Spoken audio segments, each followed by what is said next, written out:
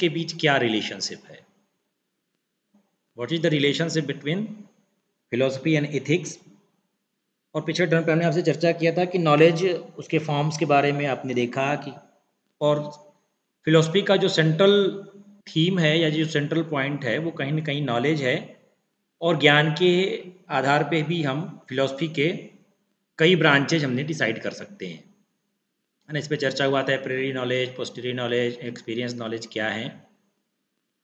एक जनरल सा ओवरव्यू अगर हम करें कि जो फिलोसफी है उस फिलोसफी में 3 ब्रांचेज हो सकती हैं, और वो ब्रांचेज हैं, एक को आप कहते हैं एपिस्टेमोलॉजी, दूसरा है मेटाफिजिक्स और एक्सियोलॉजी, और एक्सियोलॉजी की 2 ब्रांचेज एथिक्स और एस्थेटिक्स। मेटाफिजिक्स पे कल हम लोग चर्चा किए थे कि क्या है मेटाफिजिक्स, जिसको कहते हैं आप तत्वमीमांसा। और मेटाफिजिक्स इस बात पे जोर देता है कि वास्तव में वास्तविकता क्या है, व्हाट इज रियलिटी। इस बात का अध्ययन करना ऑन्टोलॉजी या मेटाफिजिक्स का सेंट्रल थीम है। और metaphysics deals with the first principle of the natural order. जितने भी प्राकृतिक घटनाक्रम हैं, जो नेचुरल ऑर्डर में कोई भी जो प्राकृतिक घटनाएं घटित हो रही हैं, उसका फर्स्ट प्रिंसिपल क्या है, कहाँ से शुरुआत हुई, उनके बारे में चर्चा करना मेटाफिजिक्स का सेंट्रल थीम है। और इस आधार पर विभिन्न प्रकार के प्रश्नों के उत्तर जो ह्यूमन बीइंग है या फिलोसोफर है वो जनरलाइजेशन के माध्यम से उन प्रश्नों के उत्तर खोजने की कोशिश करता है, और इन्हीं प्रश्नों के ही आधार पर फिलॉसफी के अलग अलग ब्रांचेज हैं। जैसे what kind of things exist, do any particular thing exist, और do general things also exist, how is existence possible, are you the same person you were as a baby, how do ideas exist if they have no size, shape or color, and what is time, what is space, what is spirit, what is soul, what is matter। और कह सकते हैं कि they are made up of the same sort of stuff or different।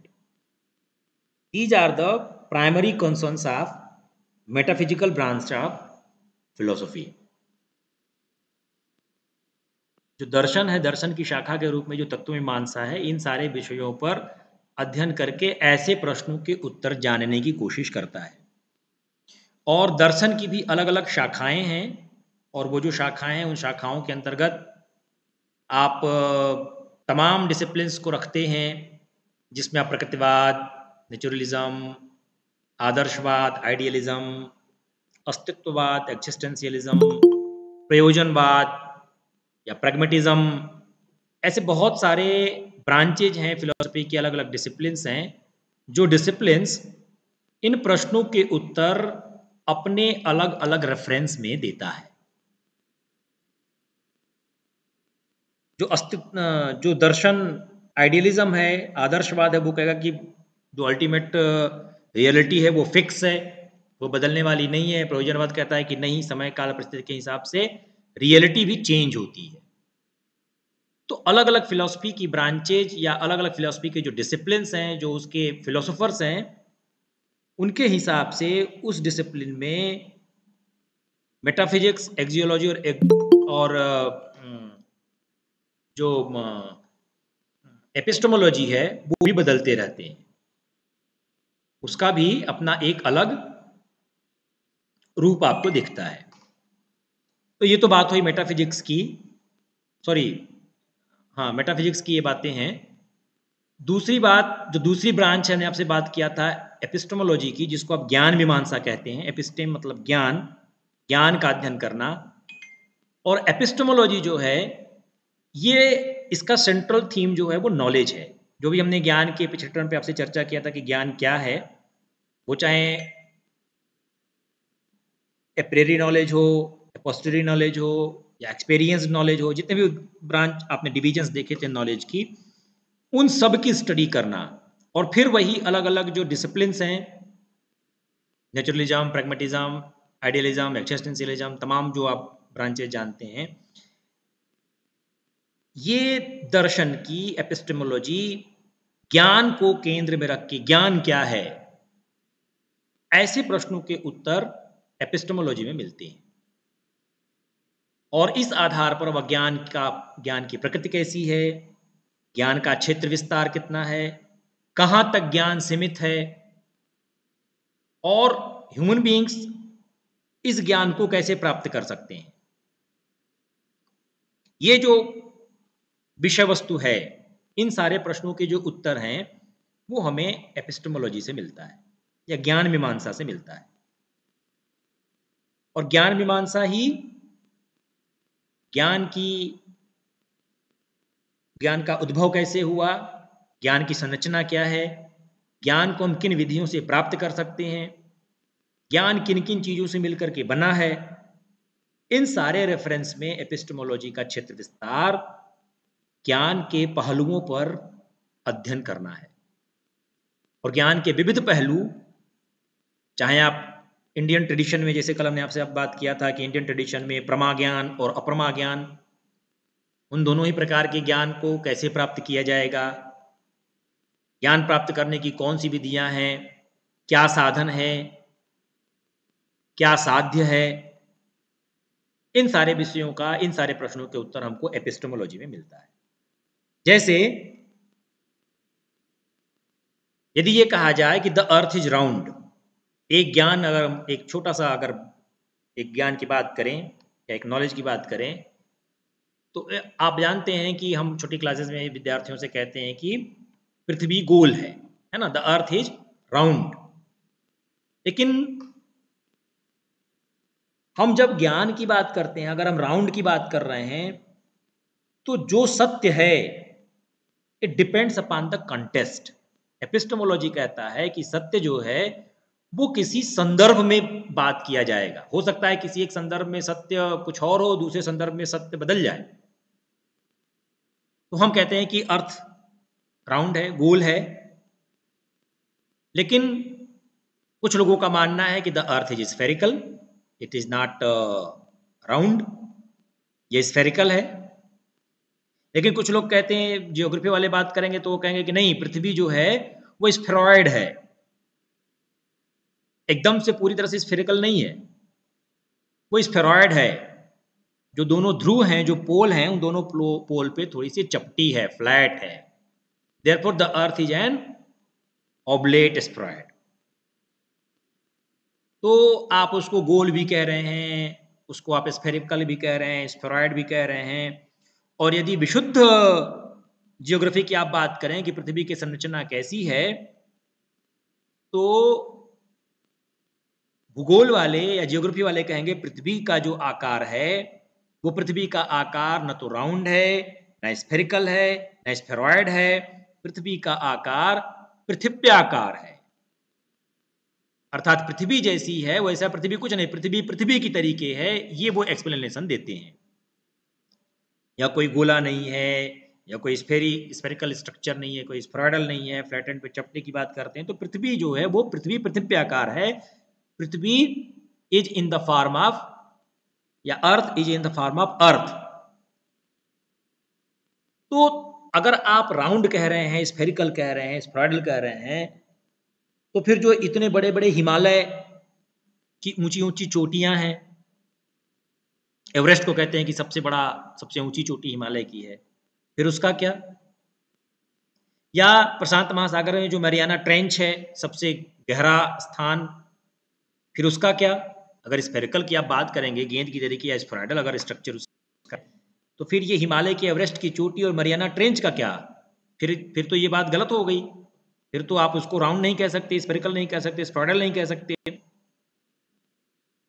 तो आप exact shape जो है पृथ्वी का या अर्थ का जो एग्जैक्ट शेप है, उसको किसी और से तुलना, हमने कहा ना कि does its truth depends upon the contest. जो सत्य है, जो रियलिटी है, वो किसी संदर्भ में है। तो एग्जैक्ट शेप पृथ्वी का नहीं कहा जा सकता। अगर आपको उसको कहना होगा तो आप यही कहेंगे कि पृथ्वी पृथिव्याकार है, पृथ्वी गोल की गेंद की तरीके गोल नहीं है, या पृथ्वी नारंगी की तरीके नहीं है। अगर आप एग्जैक्ट शेप की बात कहेंगे तो आप उसको किसी भी तरीके एक निश्चित सीमा में नहीं बांध सकते। और इसी को रसेल ने 5 मिनट वर्ड थ्योरी हाइपोथेसिस दिया है। रसेल ने 5 मिनट वर्ड हाइपोथेसिस दिया है। 5 मिनट पहले जो संसार था वो 5 मिनट बाद का संसार कैसा है, इसकी हाइपोथेसिस करना, कैसा होगा ना। इसको आप लोग जरा सर्च करिएगा कि ये हम आप लोगों के लिए छोड़ रहे हैं कि रसेल 5 मिनट वर्ड हाइपोथेसिस क्या है। कहने का मतलब यह है कि जो हम जिस ज्ञान की बात कर रहे हैं, और ज्ञान कौन सा, आप वेस्टर्न फिलोसफी में जानते हैं कि नॉलेज क्या होगा, जो ट्रुथ होगा, जो सत्य होगा, उसी को आप नॉलेज कहेंगे। जो प्रमा ज्ञान है, जो प्रमा ज्ञान है उसी को नॉलेज के रूप में आप देख रहे हैं। तो आपको सत्य की खोज करनी है और ज्ञान ही सत्य है। उस ज्ञान का खोज करना, सत्य कैसा है, सत्य को कैसे प्राप्त किया जाएगा, सत्य को प्राप्त करने की विधियां कौन कौन सी हैं, सत्य का कहाँ से विकास हुआ, सत्य की संरचना क्या है, इन सारे विषयों पर बात करने वाला ब्रांच, इस सारे विषयों पर बात करने वाली जो शाखा है दर्शन की, वह ज्ञान मीमांसा है या एपिस्टेमोलॉजी है। जो तीसरी फिलॉसफी की जो तीसरी ब्रांच है, जो तीसरी शाखा है, जिसको आप मूल्य मीमांसा कहते हैं या एक्सियोलॉजी कहते हैं। और एक्सियोलॉजी के दो पार्ट आपने कहा, एथिक्स और एथेटिक्स। तो एक्सियोलॉजी क्या है, मूल्य मीमांसा। एक्सियोलॉजी के अंतर्गत हम मूल्यों का अध्ययन करते हैं। मूल्य, वैल्यूज, कुछ शाश्वत मूल्य हैं, कुछ व्यक्ति के अपने पर्सनल वैल्यूज हैं, कुछ यूनिवर्सल वैल्यूज हैं। तो जो मूल्यों के बारे में अध्ययन का क्षेत्र है, जो वैल्यूज का स्टडी करने का जो विषय वस्तु है, वह दर्शन की एक्सियोलॉजी या मूल्य मीमांसा का विषय वस्तु है। इसको हम वैल्यू थियरी भी कहते हैं या थियरी ऑफ वैल्यू भी कहते हैं। जो स्टडी हम करते हैं वैल्यू का, जो मूल्यों का अध्ययन का क्षेत्र है, इसको हम मूल्य सिद्धांत या मूल्यों का सिद्धांत के नाम से भी हम जानते हैं। इस नाम से भी हम एक्सियोलॉजी को, इस नाम से भी आपको बहुत सारी जगहों पे मिलेगा। और एक्सियोलॉजी इन्वेस्टिगेट करता है, हेलो, यस सर, आ रही है आवाज। Yes sir. अच्छा, जो एक्सियोलॉजी है, जो मूल्य मीमांसा है, वो मूल्य मीमांसा इस विषय पे बात करता है कि मूल्य क्या है, मूल्य का अध्ययन करना। और इसके अंतर्गत वह अध्ययन करता है कि फिलॉसफी का नेचर क्या है, दर्शन की प्रकृति क्या है ना। जब आप किसी व्यक्ति की प्रकृति की जानने की कोशिश करते हैं तो उसके मूल्यों पे आप ध्यान देते हैं कि उसके लिए कौन सी वैल्यूज हैं। उसी तरह से फिलॉसफी का नेचर क्या है, दर्शन की प्रकृति कैसी है, दर्शन के कौन से मानदंड हैं, what are the criteria of philosophy. दर्शन किन किन क्राइटेरियो में, किन किन मानदंडों में बंधा हुआ है, और दर्शन का मेटाफिजिकल स्टेटस क्या है। जो मेटाफिजिकल अर्थात दर्शन किन तत्वों से मिलकर बना है। इन सारे विषयों का जो सेंट्रल पॉइंट है, सेंट्रल थीम है, वो एक्सियोलॉजी है, जिसको मूल्य मीमांसा आप कहते हैं। कि फिलॉसफी की प्रकृति कैसी है, फिलॉसफी के कौन कौन से मानदंड हैं, किन मानदंडों पर हम फिलॉसफी को जज करेंगे, और फिलॉसफी की तत्व मीमांसा मेटाफिजिकल स्टेटस क्या है, किस स्तर तक फिलॉसफी है, इस बात का अध्ययन करना एक्सियोलॉजी का पार्ट है। और एक्सियोलॉजी के क्या स्टडी करता है, नेचर ऑफ वैल्यू। मूल्य की प्रकृति क्या है, जो मूल्य है उसकी प्रकृति क्या है, मूल्य के क्राइटेरिया क्या हैं, और मूल्य के कौन कौन से मेटाफिजिकल स्टेटस हैं।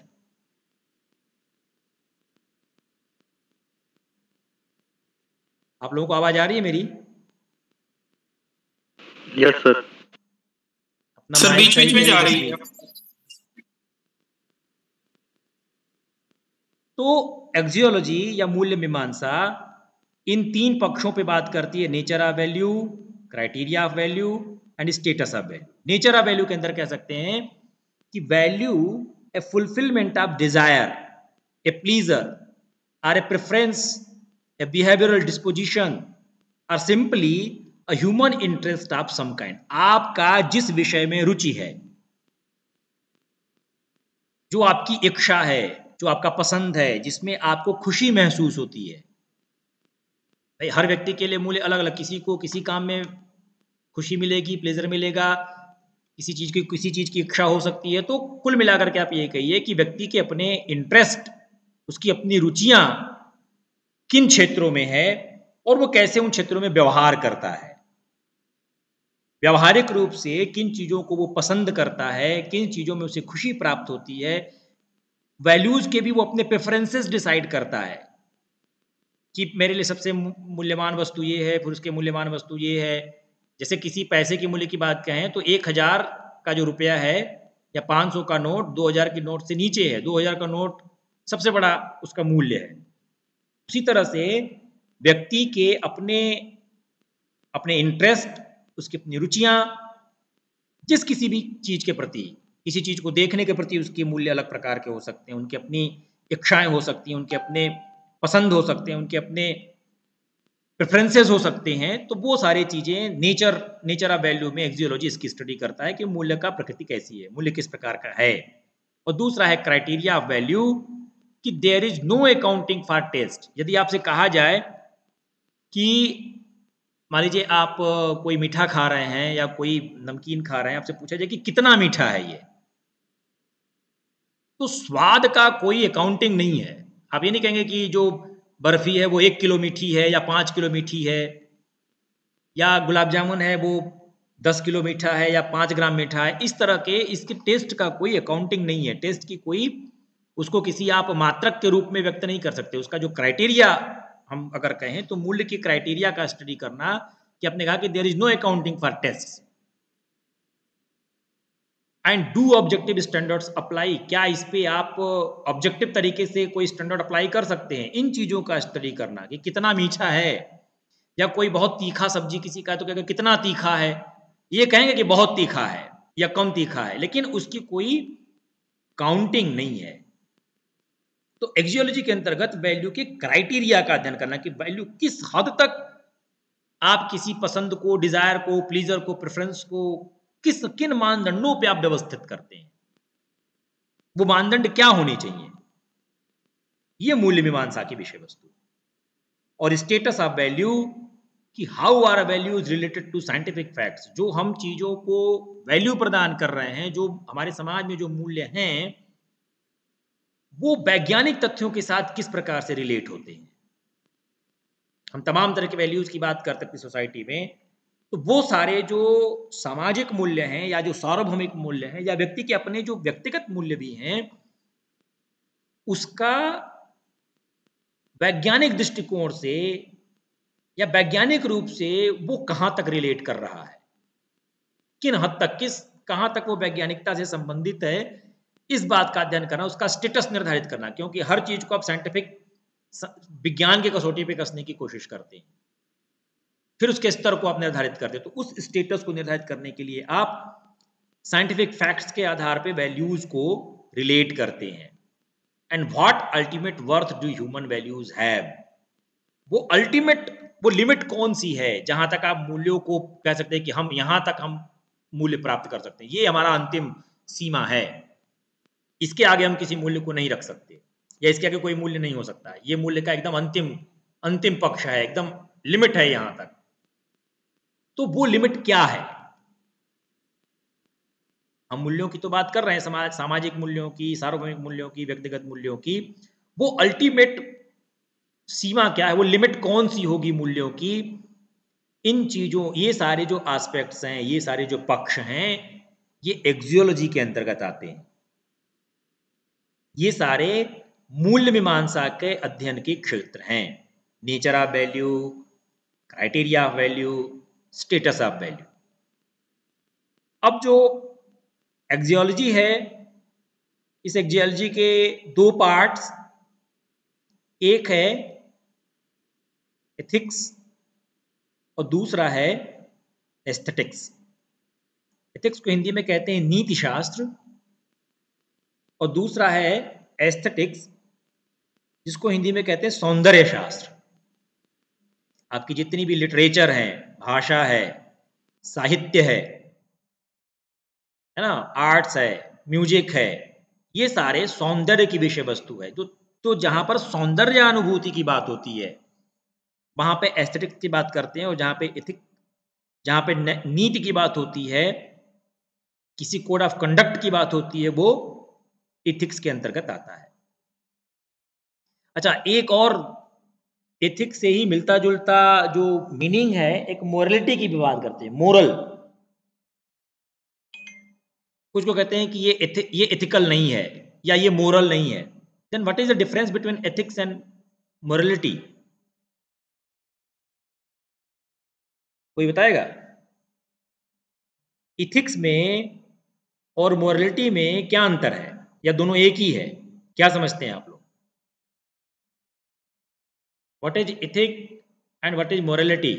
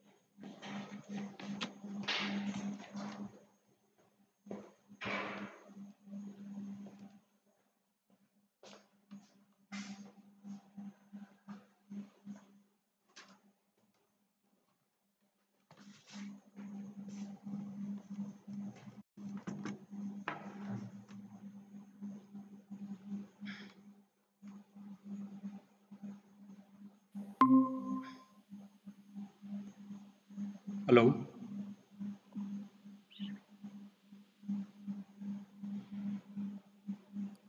Yes, sir. Good afternoon, sir. Network की बड़ी प्रॉब्लम है भाई यहाँ डिपार्टमेंट में।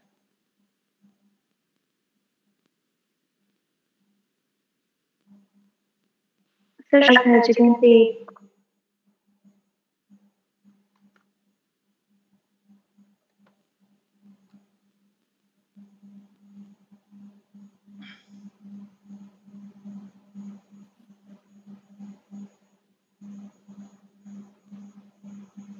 खैर, हम आपसे चर्चा कर रहे थे कि कोई बताएगा कि इथिक और मोरलिटी में क्या अंतर है, या दोनों एक ही हैं? क्या समझते हैं आप लोग? What is ethic?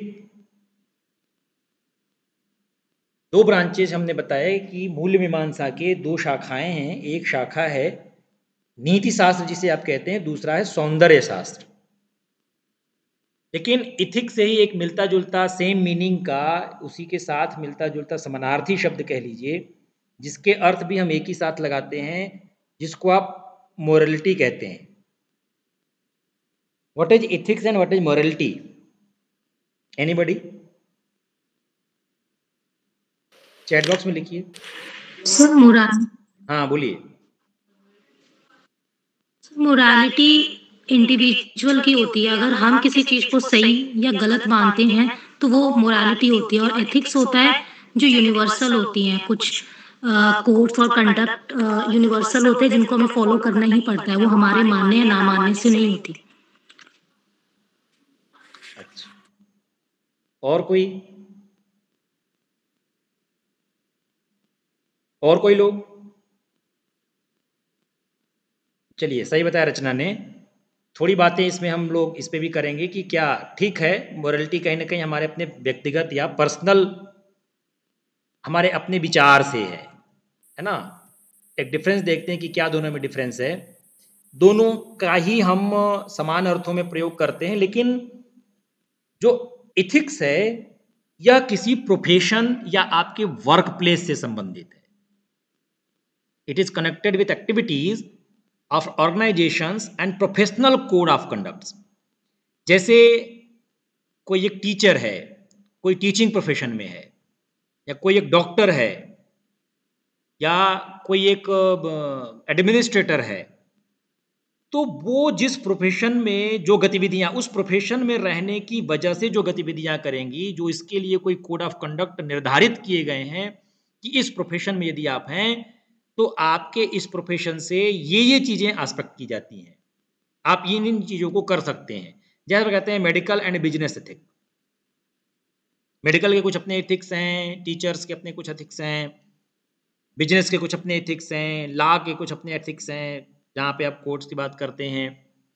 और ये रिलेटेड होता है किसी भी एम्प्लॉय के उसके अपने वर्क प्लेस से, कि जहाँ आपका कार्यस्थल है, जिस कार्यस्थल में आप काम कर रहे हैं, जहाँ पर आप अपने प्रोफेशन की एक्टिविटीज कर रहे हैं, वहाँ पे कौन से गाइडलाइंस, कौन से रूल्स जो हैं वो एम्प्लॉय के लिए बनाए गए हैं, है ना। इसलिए देखिए, सारे जितने भी सरकारी संस्थान हैं, उन सारे सरकारी संस्थान पे जो गवर्नमेंट एम्प्लॉय होते हैं उनके लिए कुछ कोड ऑफ कंडक्ट्स होते हैं, और उन कोड ऑफ कंडक्ट्स के लाइट में वो अपने उस प्रोफेशन को कंडक्ट करता है, सारी गतिविधियां उसी के लाइट में करता है। तो उसके कुछ बहुत set exhaustive rules and guidelines हैं that how employees behave in a workplace. वो कैसे उस कार्यस्थल पर जितने भी लोग हैं उनके साथ उसका कैसा व्यवहार होगा। जब हम इस प्रकार के एक्टिविटीज की बात कर रहे हो, किसी प्रोफेशनल कोड ऑफ कंडक्ट्स की, तो वहां पर नैतिकता जो है वो इथिक के नाम से जानी जाती है। लेकिन जो मोरलिटी है, morality is more connected with ways of individuals conduct their personal and private lives. Morality हमेशा व्यक्ति के व्यक्तिगत होते हैं। हम कैसा, हमारे लिए मोरलिटी क्या है, और मोरलिटी को अब यूं कहें कि वो अलग अलग सोसाइटी के लिए अलग अलग मोरलिटी हो सकती है। तो connected with ways of individuals conduct their personal and private lives, वो अपने व्यक्तिगत जिंदगी में या व्यक्तिगत जीवन में किस प्रकार के मूल्यों को लेकर के चलता है, किस प्रकार के मूल्य उसके लिए सर्वोपरि हैं, इन बातों का ध्यान जो है वो मोरालिटी से संबंधित है। And personal financial probity, lawful conduct and acceptable standards of interpersonal behaviour. हर व्यक्ति के जो व्यवहार होते हैं वो फर्क फर्क लोगों के लिए फर्क फर्क प्रकार के होते हैं। हो सकता है कोई आपका बहुत गहन मित्र हो, आपके उसके इंटरपर्सनल रिलेशनशिप्स बहुत अच्छे हैं, एक ही वर्क प्लेस में सभी काम करने वाले हैं, लेकिन इंटरपर्सनल रिलेशन सबके साथ अलग अलग प्रकार के हो सकते हैं, तो वो बहुत ही वैयक्तिक है। जैसे truthfulness, honesty and sexual propriety, ये सारे जो हैं ये व्यक्ति के अपने व्यक्तिगत मूल्यों के ऊपर बेस्ड हैं। तो ये एक बेसिक डिफरेंस है। लेकिन हम एक्सियोलॉजी में हम इथिक्स की बात करते हैं, नीति शास्त्र की अध्ययन की बात करते हैं। और नीति शास्त्र के दो हमने पहला डिवीजन बताया इथिक्स, और इथिक्स का मतलब है कि study of values in human behaviour are the study of moral problems. किसी वर्क प्लेस में रहते हुए या किसी प्रोफेशन में रहते हुए व्यक्ति की कौन सी नैतिक समस्याएं हैं, और उन नैतिक समस्याओं का अध्ययन करना, और उसमें मानव के व्यवहार के मूल्य कैसे होने चाहिए, इन सारे विषयों की विषय वस्तु इथिक्स के डिवीजन के अंतर्गत आता है। जैसे rightness and wrongness of action, आपका कोई क्रिया सही है या गलत है। कोई भी यदि आप काम कर रहे हैं तो वो काम सही है अथवा गलत है, इस बात को डिसाइड करना। Kinds of things which are good or desirable, वो सारी चीज़ें जो सही हैं, जो अच्छी हैं या जो वांछित हैं, वो कौन कौन सी हैं, इन चीज़ों को अध्ययन करना। एंड एक्शंस आर ब्लेम वर्दी आर प्रेज वर्दी, जो आपने निर्णय लिया, जो आपने कार्य किया, वह आपके ऊपर ब्लेम करने वाला है या आपको प्रेज देने वाला है। इन सारे विषयों को समझना या इन सारे विषयों का अध्ययन करना वो इथिक्स का पार्ट है। और इसको एक बहुत फेमस कहानी से आप समझ सकते हैं, सेंट्स एंड हीरोज। कहानी ये है कि एक छोटी सी टुकड़ी रहती है सैनिकों की, और उन सैनिकों की टुकड़ी को, सपोज कीजिए एक एग्जाम्पल है, समझ लीजिए, इसको ज़्यादा अच्छे तरीके से क्लियर हो जाएगा वो बात कि इथिक्स के अंतर्गत किन चीज़ों का हम स्टडी करते हैं। जो हम राइटनेस रॉन्गनेस या गुड या डिजायरेबल की बात कर रहे हैं, या एक्शन जो हमारे ब्लेमवर्दी या प्रेजवर्दी हैं। तो एक छोटी सी सैनिक की टुकड़ी रहती है, उनको हथगोले फेंकने का या जो उनका अभ्यास कराया जाता है कि कैसे हथगोले, आप किसी अगर दुश्मन के इलाके में जाते हैं तो कैसे आप हथगोले का प्रयोग करके आप हथगोला कैसे फेंकेंगे, है ना। उसमें एक पिन होता है, पिन को निकालने के बाद वो सारे अभ्यास उनको कराए जाते हैं। और हेलो, आवाज आ रही है आप लोगों को? Yes sir. Yes, हाँ, sir. तो ये अभ्यास उनको कराया जाता है, और एक अभ्यास के दौरान एक सैनिक के हाथ से, अब किसी भी वजह से उसके हाथ से गोला जो है वो छूट जाता है ना। आपको पता है कि हथगोले जब उसका पिन निकल करके अगर जमीन पे गिरेगा तो वो ब्लास्ट करता है, वो फूट जाता है। अब उसके हाथ से गोला बाहर गिर गया जमीन पे, और जमीन पे गिरते ही किसी एक सैनिक ने जा करके उसको अपने शरीर से ढक लिया। सिचुएशन समझिए क्या है कि हथगोले का अभ्यास कराया जा रहा है, एक सैनिक के हाथ से हथगोला छूट गया, जमीन पे गिर गया, और कोई दूसरा व्यक्ति या कोई दूसरा जो सैनिक था वो अपने पूरे ट्रुप्स को बचाने के लिए, उनकी जीवन की सेफ्टी के लिए वो जाकर के उस गोले पे लेट जाता है और उसके परखच्चे उड़ जाते हैं। अब यहां पर जो हम बात कर रहे हैं कि जो एक्शन कौन सा, क्या सही काम था, है ना, क्या सही क्या गलत है। अब सारे के अगर सारे जितने भी उसके पार्टिसिपेंट सबका अगर एनालिसिस करें कि उसके हाथ से क्यों हथगोला छूटा, उसका छूटना सही है या उसने क्यों नहीं ठीक से पकड़ा तो ये उसकी गलती है, क्या उसने सही किया या गलत किया। अब सपोज कीजिए कि अगर उसके हाथ से हथगोला छूट ही गया तो छूटने के साथ क्या यह वांछित था, उसके हाथ से हथगोला छूटना चाहिए था, ये अच्छी बात है, नहीं छूटना चाहिए था, लेकिन छूट गया। लेकिन दूसरा व्यक्ति जाकर के उस पे लेट गया, तो लेट जाने से उसका वो काम तो अच्छा माना जाएगा कि भाई उसने पूरे ट्रुप्स की जान बचाने के लिए वो अपने जान को न्यौछावर करके अपनी जान कुर्बान कर दिया, बाकी लोगों को बचा लिया। तो फिर प्रश्न उठेगा कि वही एक सैनिक क्यों कूदा, बाकी जो दूसरे उस ट्रुप के सैनिक थे वो क्यों नहीं उस हथगोले पे जाकर के लेट गए, उन्होंने क्यों नहीं अपने पूरे ट्रुप को बचाने की कोशिश की। तो ये सारे जो विषय हैं, ये मूल्य के आधार पे कि किसके लिए कौन से मूल्य जरूरी थे, कहाँ पे क्या सही है क्या गलत है, किस प्रकार की क्रियाएं आपसे वांछित हैं, कौन सी अच्छी हैं, या कौन सा क्रिया आपको अच्छा साबित करेगा या कौन सी क्रिया आपके ऊपर ब्लेम करेगा। ये सारे इस छोटी सी कहानी से आप समझ सकते हैं कि जो इथिक की बात है ये उनके अपने प्रोफेशन के अंतर्गत अलग अलग चीजों को आप यहाँ पर विश्लेषण यहाँ पर कर सकते हैं। तो ये इथिक है जो एक्जियोलॉजी की एक ब्रांच है। दूसरा है सौंदर्य शास्त्र जिसको एस्थेटिक्स कहते हैं, और इसमें है कि study of value in the arts or the inquiry about feelings. जो कला है, विभिन्न प्रकार की कलाएं हैं, नृत्य है, संगीत है, गायन है ना, हस्तकला की बहुत सारी चीजें आप देखते हैं, तो उसमें आपकी भावनाएं, भावना प्रधान विषय वस्तु है एस्थेटिक्स का।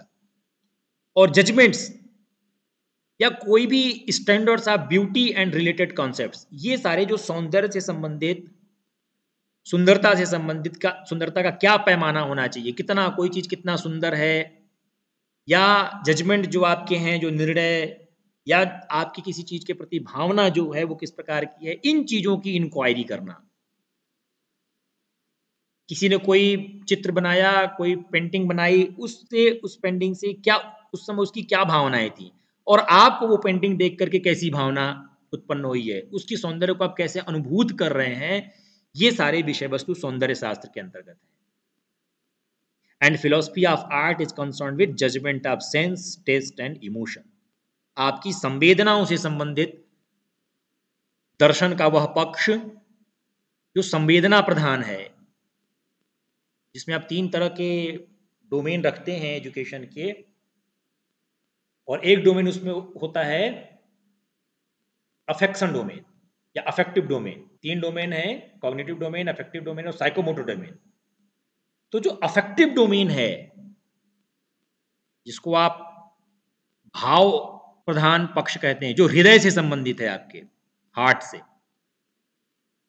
उसकी विषय वस्तु मूल्यों से और सौंदर्य शास्त्र से है। इसमें मुख्यतः हम विभिन्न प्रकार के प्रश्नों के उत्तर जानने की कोशिश करते हैं कि is art and intellectual or representational activity. जो विभिन्न प्रकार के आप आर्ट बनाते हैं, चाहे संगीत है, कला है, नृत्य है, जो भी आप कह लीजिए, जितने भी आर्ट, जितनी भी कलाएं हैं, 36 कलाएं जो आप इंडियन लिटरेचर में बात करते हैं, तो क्या जो कला है वह एक बौद्धिक क्रिया है या केवल प्रतिनिधित्व करने के लिए या प्रदर्शन करने वाली गतिविधि है, किस प्रकार की गतिविधि है? इस प्रकार के प्रश्नों का उत्तर सौंदर्य शास्त्र के अंतर्गत मिलता है। And what would the realistic representations in pop art represent. Pop art कह लीजिए या क्लासिकल आर्ट कह लीजिए, क्लासिकल म्यूजिक कह लीजिए, उसमें किन तरह के वास्तविक प्रदर्शनों को आप सम्मिलित करेंगे, किनको सम्मिलित करना चाहेंगे आप? जो भी प्रेजेंट किया जा रहा है, चाहे पॉप आर्ट वेस्टर्न कल्चर की बात करें, वेस्टर्न आर्ट की बात करें या इंडियन आर्ट की बात करें, तो उसमें किन चीज़ों को रियलिस्टिक रिप्रेजेंटेशन होने चाहिए। And does art represent sensible object और आइडियल ऑब्जेक्ट।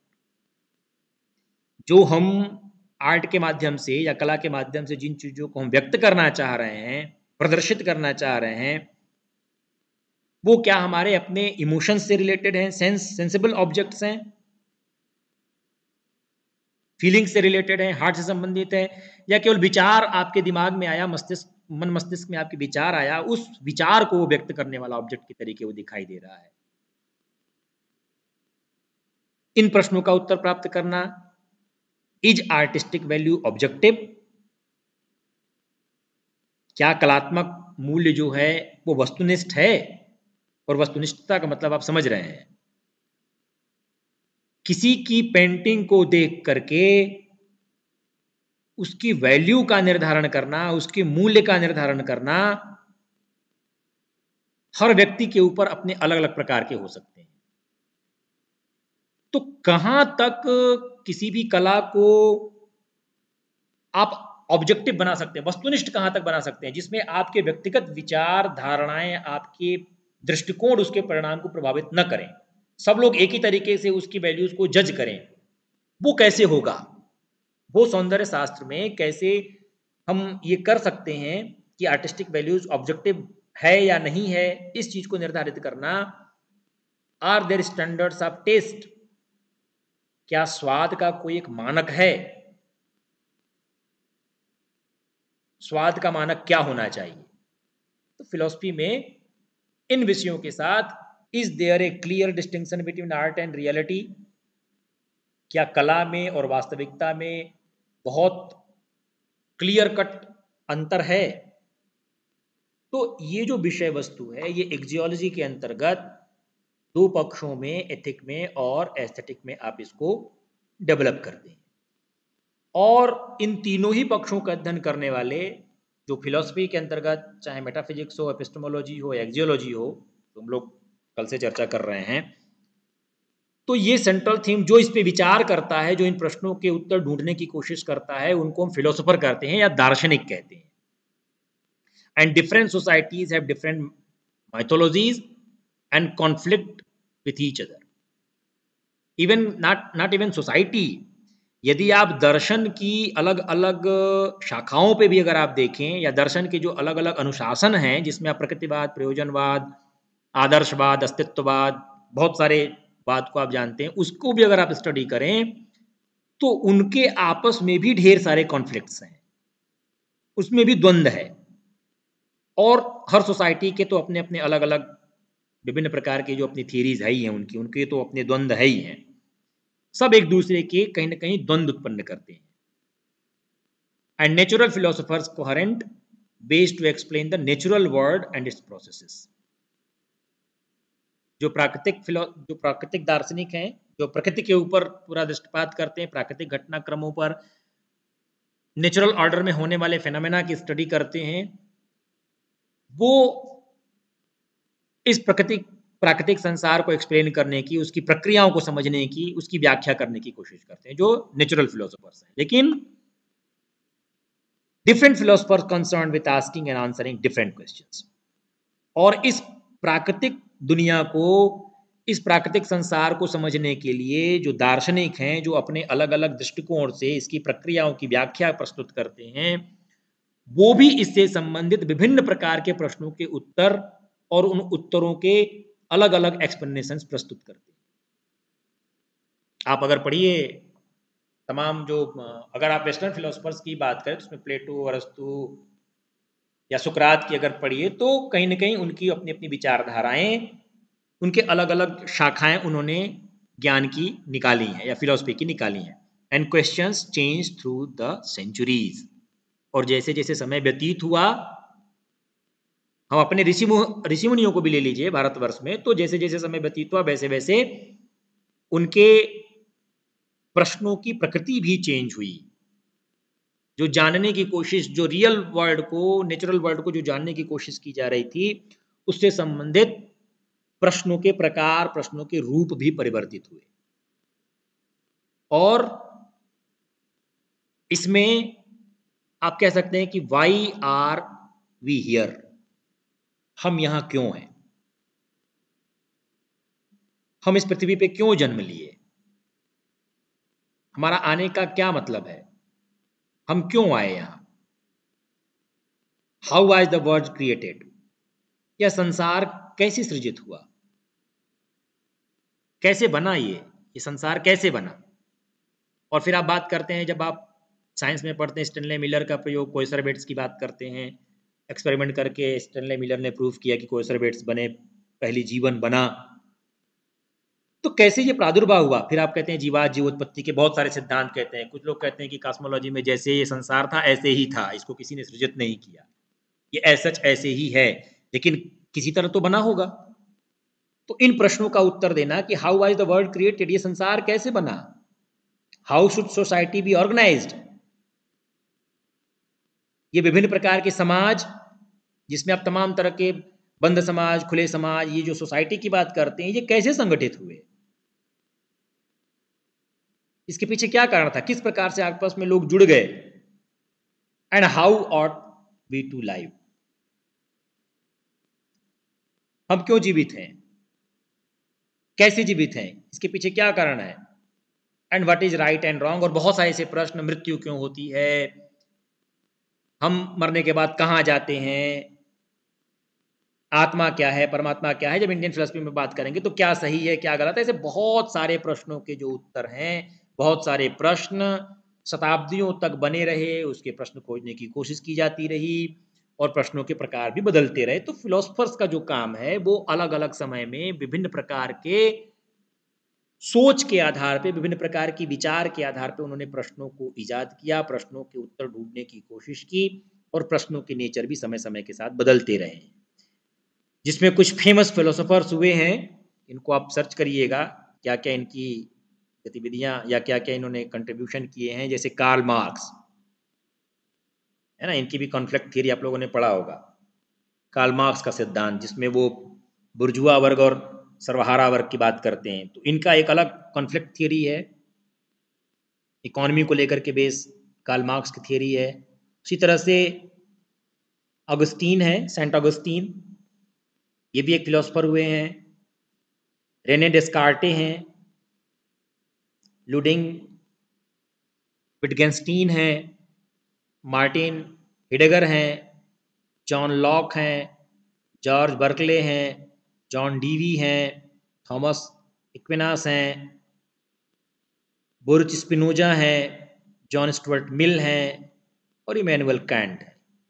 कांत की थियरी आप लोग पढ़े। ऐसे बहुत सारे और भी फिलोसफर्स हैं। कुछ हम अभी जो सेंचुरी की बात कर रहे हैं, जब शताब्दियाँ बदली उसके बाद जो हुए आधुनिक फिलोसफर्स की बात करें, तो ये सारे ऐसे फिलोसफर्स हैं जिनने अपनी बात या जो प्रश्नों के उत्तर इस नेचुरल वर्ल्ड के बारे में जानने की कोशिश के लिए प्रश्नों के उत्तर देने की कोशिश की है।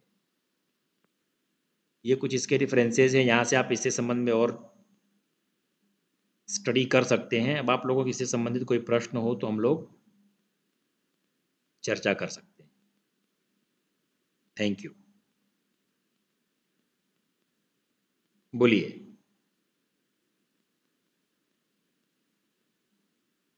ये पहली यूनिट थी।